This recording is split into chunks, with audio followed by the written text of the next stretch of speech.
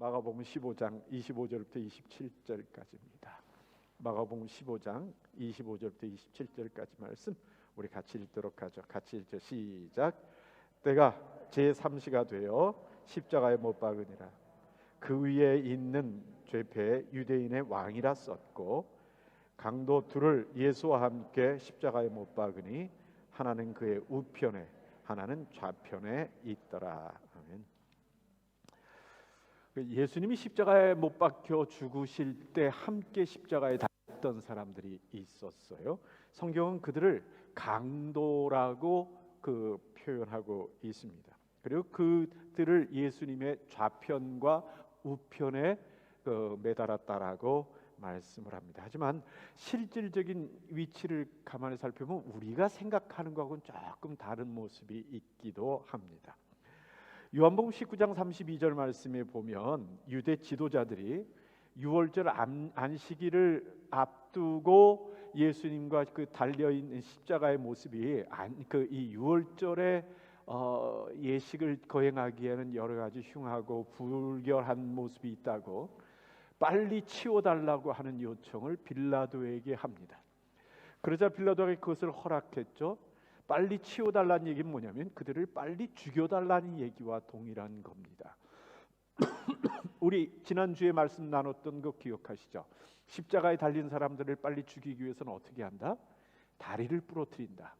뼈를 부러뜨려서 그 다리에 힘을 주고 기대 있지 못하게 함으로써 축 처져서 횡격막이 목을 기도를 눌러 이 숨이 막혀 빨리 죽게 만드는 방법을 사용했던 겁니다. 그래서 병사들이 그렇게 하려고 이 십자가에 있는 골고다에 찾아갔죠. 그런데 성경을 뭐라고 표현되고 있냐면 첫 번째 사람 다리 부러뜨린 사람이 누구냐면 강도예요.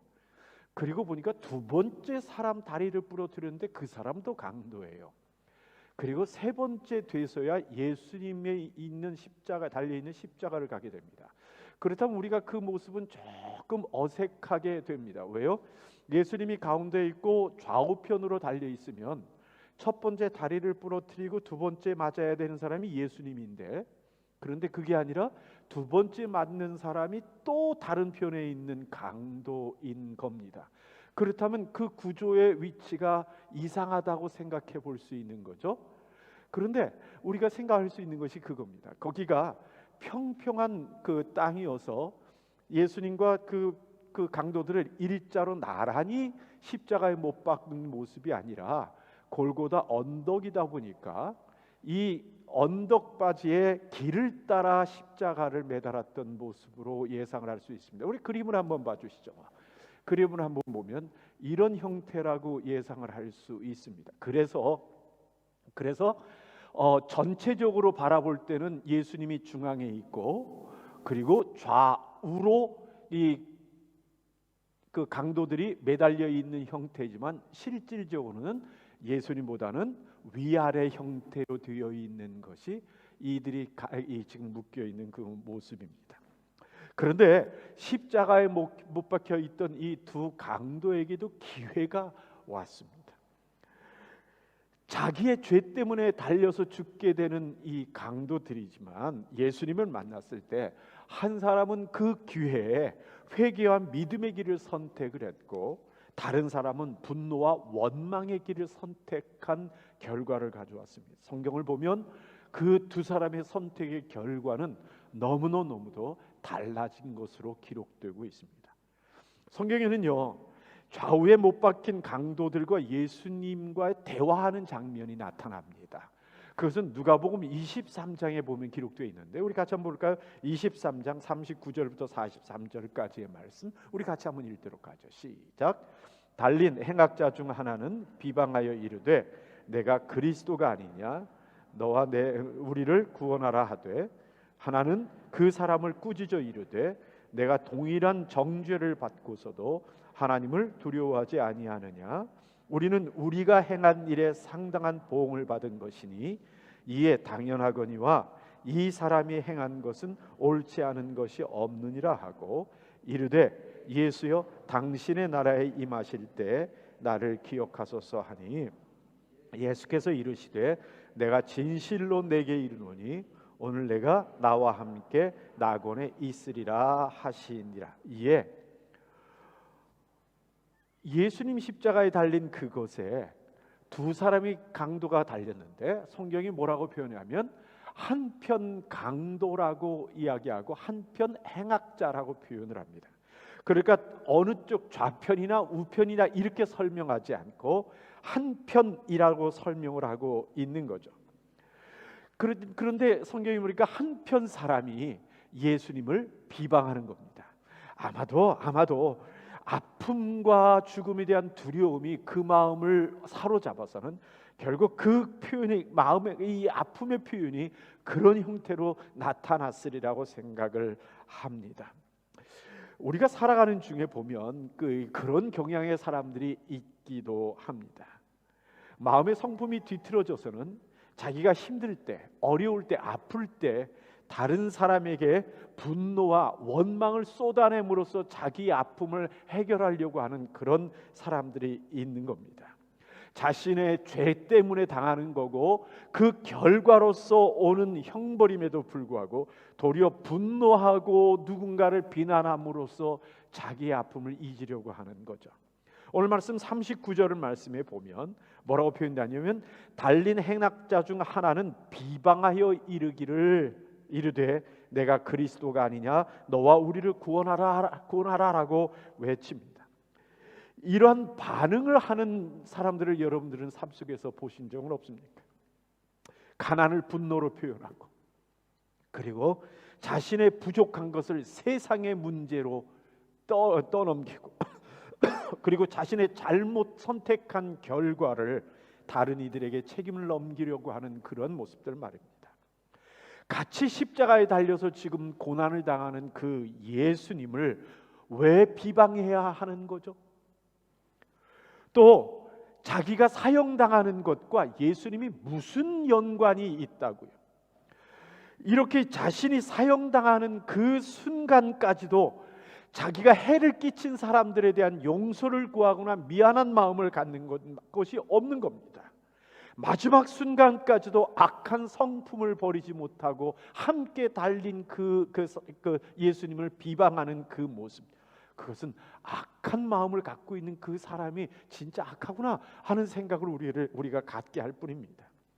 예수님이 십자가에서 죽으심을 통해서 구원의 복음을 선포를 하면 그것을 듣고는 도리어 분노하는 사람들이 세상에 있습니다.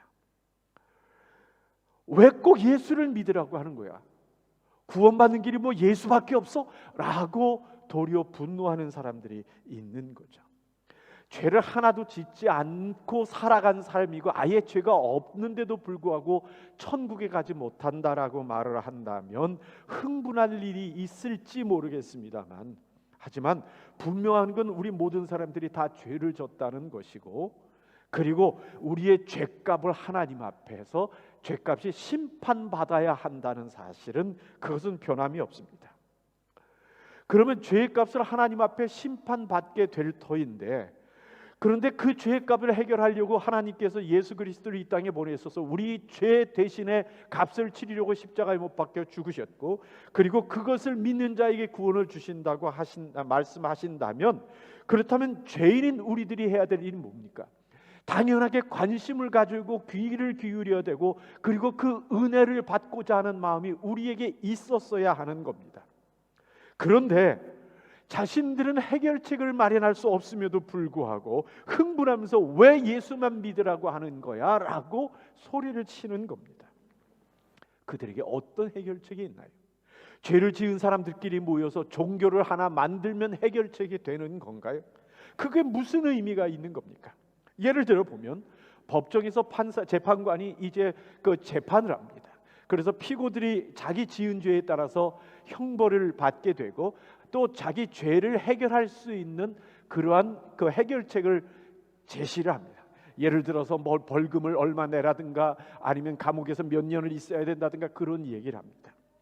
그런데 갑자기 피고들끼리 자기들끼리 뭉쳐서 이 얘기 이런저런 얘기를 하더니 자기들끼리 동의하는 방법을 내놓고 우리는 이렇게 우리 죄를 해결하겠습니다 하고 말한다면 그것이 무슨 의미가 있는 겁니까?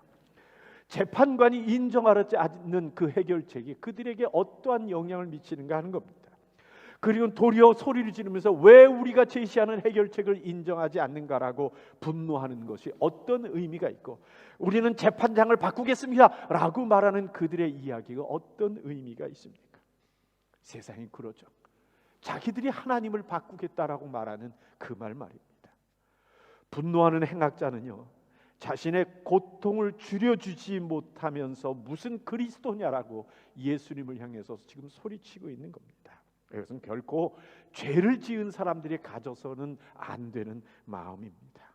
도리어 죄인인 그 악한 이 성품을 드러내는 것 외에는 다른 것 아닌 겁니다.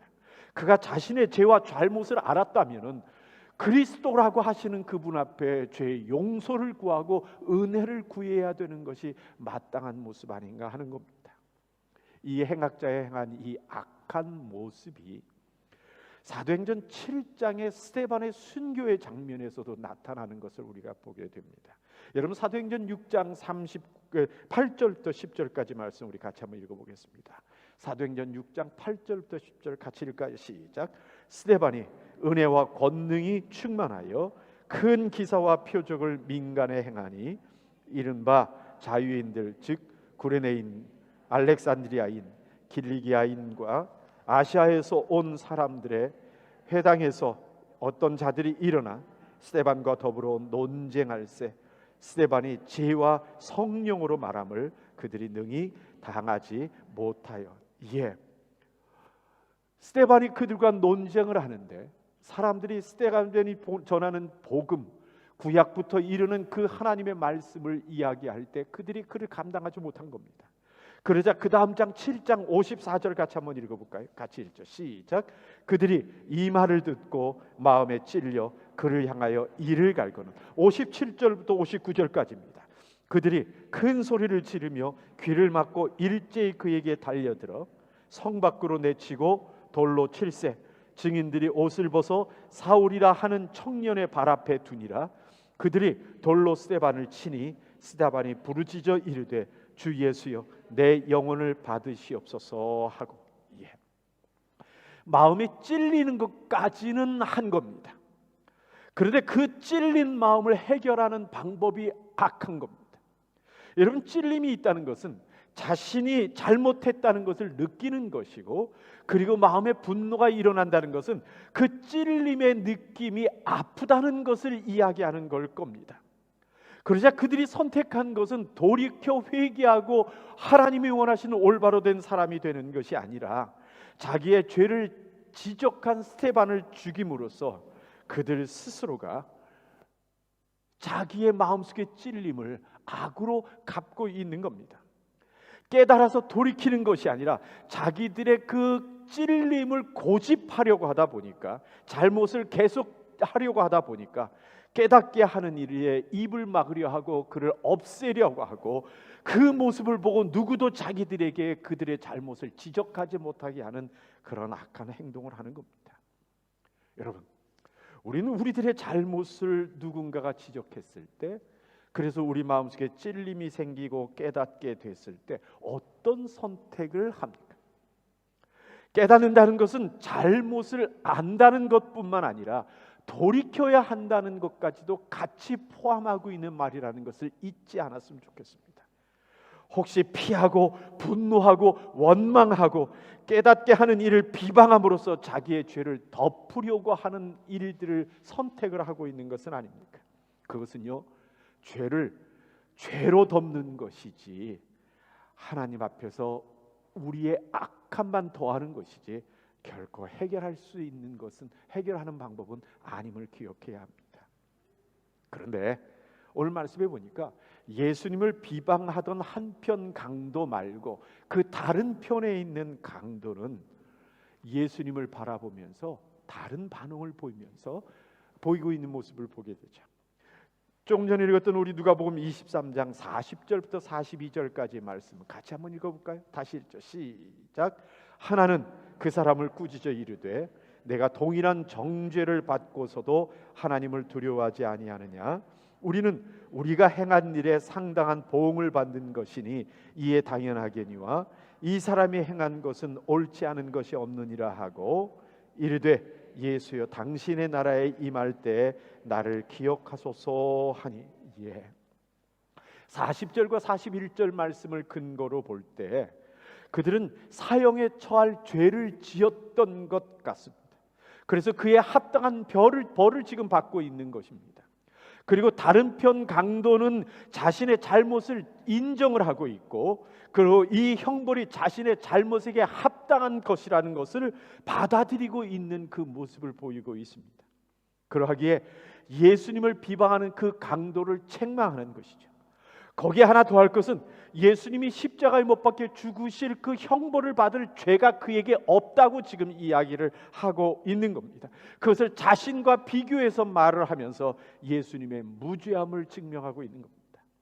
둘 다 사형에 해당되는 죄를 지었고 그 결과로 사형에 지금 처해졌습니다. 이 땅에서 잘못한 자신들의 행위의 결과를 지금 받고 있는 겁니다. 우리가요 무언가를 잘못하게 됐을 때 이 땅에 받는 죄의 결과는 이 보이는 어떤 것을 보이는 이 땅의 것들을 받게 됩니다.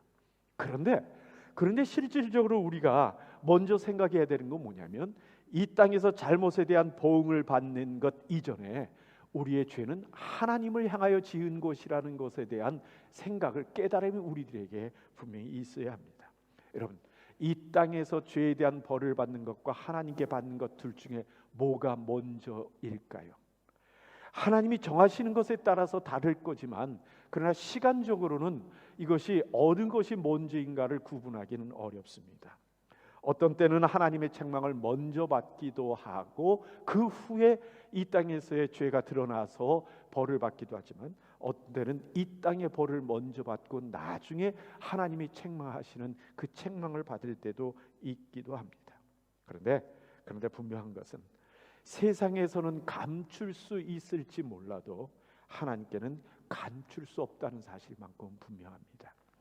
그런데 보이는 것이 이 땅의 것이다 보니까 우리가 이 땅에서 어떠한 보응을 받으면서 자꾸만 하나님 앞에 심판에 대한 생각을 잊어버리고 맙니다. 그래서 감추어 놓고 들키지만 않으면 된다는 생각을 우리가 갖기도 하고 또 이 땅에서 형벌을 받거나 보응을 받게 되면 이미 받았다는 생각에 나는 다 끝났다라고 하는 그런 생각을 하는 경우들이 있는 겁니다. 그런데 이 한편 강도는 죄의 본질을 분명히 알고 있는 것을 오늘 성경을 통해서 느끼게 되죠. 이미 십자가의 형벌을 받고 있는데도 자기가 행한 것에 사형 선고를 받고 지금 형벌을 받고 있는데도 불구하고 예수님을 향하여 은혜를 구하고 있다는 겁니다. 이 땅의 모든 것이 끝나도 하나님 앞에서의 심판이 있음을 그가 알고 있는 겁니다.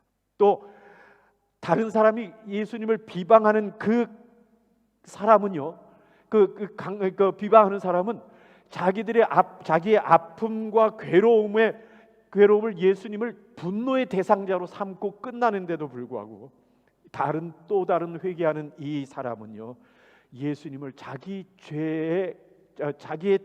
죄를 지은 자신의 영혼을 맡길 뿐이라고 지금 그 스스로 받아들이고 있다는 사실입니다. 다른 사람은 십자가에 달린 예수님을 조롱하고 비방합니다. 또 그 주변에 있는 사람들도 예수님이 십자가에 달려있는 모습 갖고 조롱합니다. 심지어는 3년 반 동안 예수님과 함께 다녔던 제자들도 예수님이 십자가에 달려 죽음을 앞두고 있자 두려워서 자기들 겁나서 숨는 모습들을 보이는데 이 사람은 예수님께서 십자가에 달려서 고통을 자기와 똑같이 받고 계시고 그리고 고통의 신음소리를 내고 계시는 그 초라한 모습을 예수님이 보이고 있는데도 불구하고 예수님을 자신을 낙원으로 이끌 수 있는 분이라고 인정하고 있다는 사실이 참으로 놀랍다는 겁니다.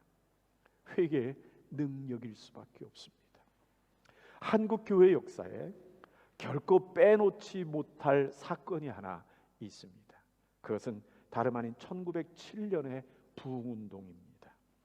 원산에서 하디라는 선교사가 집회 도중에 자기가 선교하러 와서 선교사로서 얼마나 하나님 앞에 부끄러운지에 대한 회개하는 순간이 있었습니다. 그러자 그의 회개의 일로 인하여 그곳에 참여했던 모든 성도들에게 성령의 불길이 일어서 그 부흥회가 뜨겁게 타올랐습니다. 그것이 결국 1907년 1월 6일부터 10일까지 있었던 평양의 장대현 교회의 부흥회로 이어졌고, 그곳에서 회개 운동이 일어나며 전국으로 이 복음의 확산과 성령의 운동의 확산이 일어났습니다. 그때가 마침 한국 장로교회 첫 번째 일곱 목사님이 안수받는 해여서 그분들의 그 일과 이어져서 전국에 큰 부흥운동이 일어나게 된 겁니다. 여러분, 이 성령운동의 불길은 회개운동에서부터 시작한 겁니다. 자신들의 신분이나 위치를 내려놓고 양반이든 하인이건 또 평신도이건 선교사이건 상관없이 그들 스스로가 어찌할꼬 하는 하나님 앞에서의 그 순간 앞에서 겸손하게 회개를 함을 통하여 이 부흥의 불길이 일어나게 된 겁니다. 한국교회 전체에 성령의 불길이 일어난 그 번지게 된 그 일에 만약 선교사들이 자기 스스로 성도들 앞에서 내놓는 것이 부끄럽다고 머뭇거렸다든가, 아니면 양반된 사람이 자기의 하인 앞에서 자기의 죄를 고백하는 것이 부끄럽다고 회개하기를 꺼렸더라면 이 성령의 역사는 일어나지 않았을 겁니다. 어떤 역사학자는 말하기를 1910년도에 일제의 이 식민지화를 앞두고 교회가 겪을 핍박과 고난 앞에서 하나님께서 이 고난을 견디도록 한국 교회를 준비시켜 주셨던 하나님의 은혜라고 말하는 사람이 있기도 했습니다. 초대교회에도 큰 부흥의 날이 있었습니다. 예수님께서 승천하신 후에 제자들이 마가의 다락방에 모여서 전혀 기도하는 일에 힘쓰고 있는데 열흘이 다 되지 않아서 성령께서 임하셔서 그들을 변화시키셨고, 예수님의 죽음 앞에서 두려워하며 숨었던 그들을 문 바깥으로 보내셔서 성전 앞에서 복음을 외치는 자들로 만드셨습니다.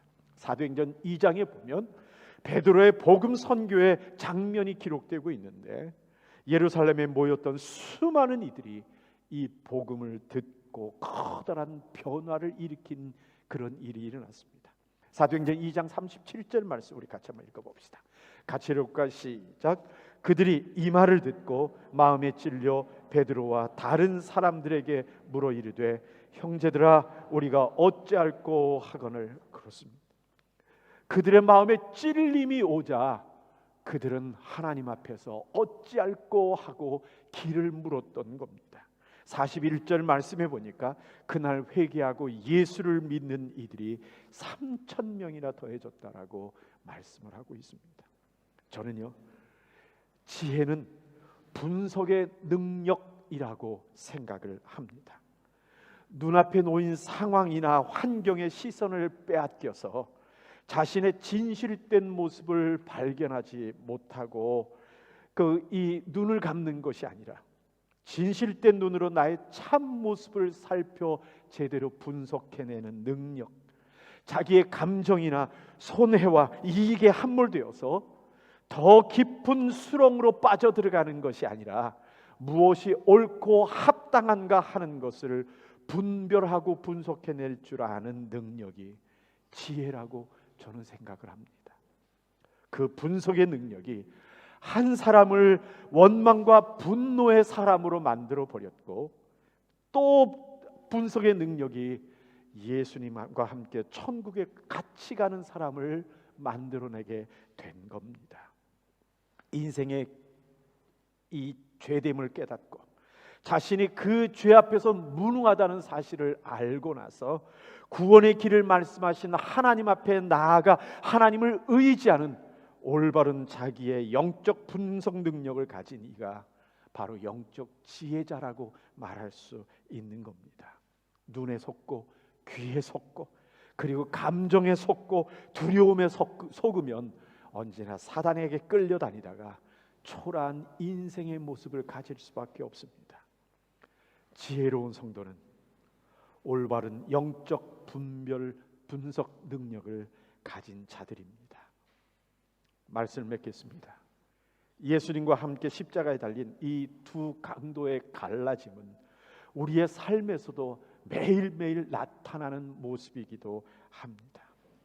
동일한 어찌할꼬의 순간 앞에서 무엇을 우리가 결정하느냐에 따라서 하나님께 존귀함을 받는 성도가 될 것인가, 아니면 하나님께 멸시함을 받는 성도가 될 것인가 하는 것을 결정하게 됩니다. 오순절날 복음을 듣고 어찌할꼬 하고 하나님 앞에 엎드려 믿음의 선택을 했던 이들은 예루살렘 교회를 세웠습니다.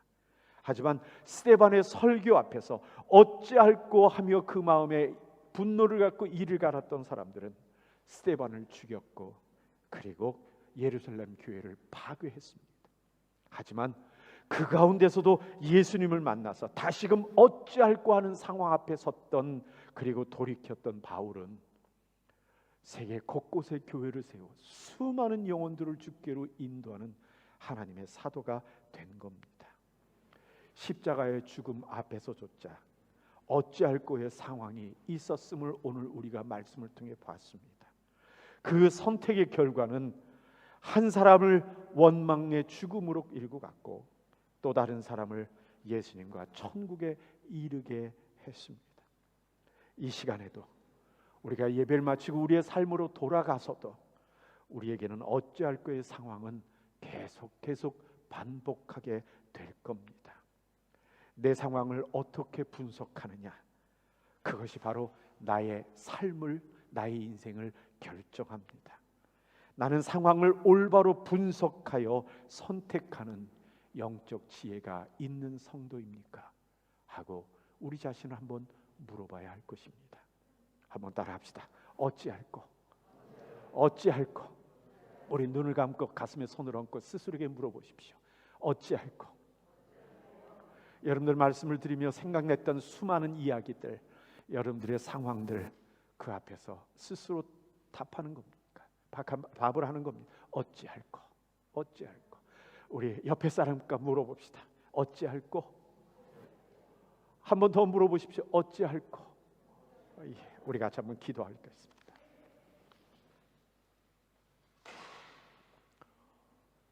여러분들은 어떻게 결정하셨습니까? 아니, 그 전에 우리의 모습을 어떻게 분석하십니까? 하나님 앞에서의 지혜로운 사람은 영적 분별력, 분석 능력을 가진 사람인 것을 우리가 인정해야 할 겁니다. 나의 삶의 순간에, 어려운 순간에, 내 상황 앞에서, 그리고 내 마음에 일어나는 수많은 감정적 변화 앞에서 어찌할꼬 하는 생각을 가졌을 때 나는 올바른 영적 분별력, 분석 능력을 가지고 있는가를 돌아보고 자칫하면 분노와 원망의 길로 가게 될 가능성이 있습니다. 그것은 하나님 앞에 지혜롭지 못한 모습입니다. 오늘 말씀이 나타나 있는 대로 어찌할꼬 한 순간에 믿음의 반응을 보이고 고백을 하고 주의 말씀을 따라가서 그 어디 가든지 주님과 동행하는 우리가 될 때 우리의 삶이 하나님 앞에 복을 누릴 거라고 생각을 합니다. 이 어려운 상황 앞에서 우리에게 놓여 있는 반복된 아직도 끝나지 않은 이 코로나의 환경 앞에서 어찌할꼬 하고 생각할 때 우리 자신을 올바로 분석하고 하나님의 음성을 제대로 발견하여 바른 길을 선택하는 우리들이 되기를 진정으로 소원합니다. 우리 같이 한번 기도하겠습니다.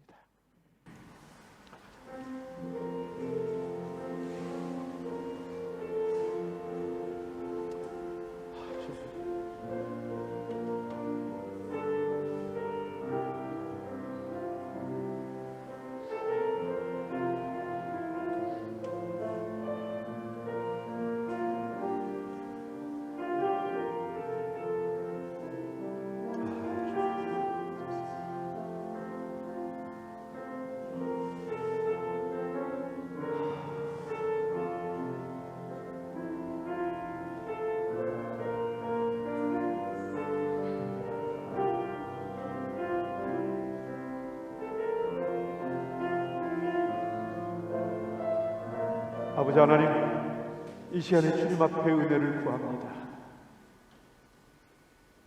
성령의 능력으로 우리 자신을 올바로 참으로 분석하는 우리들 되게 하시고, 감정에 끌려다니는 이들이 아닌 성령의 인도함을 받는 우리 될 수 있게 하나님 돌보아 주시고, 내 앞에 놓여있는 이해와 손해에 따라서 거짓과 진실을 선택하는 이가 아니라 하나님의 성령 앞에서 이를 결정하는 우리들 되게 하나님 돌보아 주시고, 그리함으로 주의 복을 누리고 주님께서 내가 너와 함께 낙원에 있으리라 하고 말씀하시는 음성을 들으며 내가 너와 동행하느니라라고 하시는 그 음성을 매일매일 듣는 우리 되도록 하나님, 우리 로마 한인교회 성도들을 불쌍히 여겨 주시옵소서. 그리함으로 실패하지 않는 우리의 선택, 실패하지 않는 우리의 길을 가는 우리 되도록 돌보아 주옵소서. 예수님 이름으로 기도하옵나이다. 아멘.